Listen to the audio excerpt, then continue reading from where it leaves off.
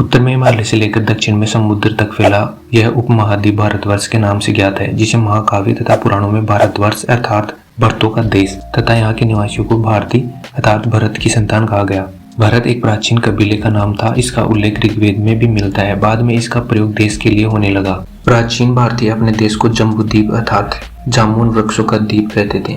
प्राचीन ईरानी इसे सिंधु नदी के नाम से जोड़ते थे, जिसे वे सिंधु न कहकर हिंदू कहते थे। यही नाम फिर से पश्चिम में फैल गया और पूरे देश को इसी एक नदी के नाम से जाना जाने लगा। यूनानी इसे इंदे और अरब इसे हिंद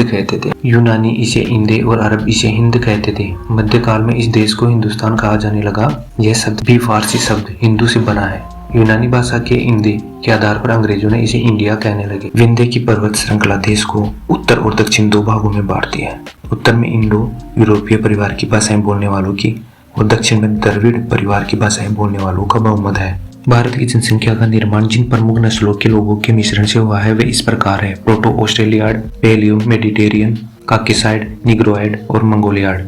भारत इतिहास को अध्ययन की सुविधा के लिए 3 भागों में बांटा गया है: प्राचीन भारत, मध्यकालीन भारत एवं आधुनिक भारत। सबसे पहले इतिहास को 3 भागों में बांटने का श्रेय जर्मन इतिहासकार क्रिस्टोफ सेलियस को जाता है।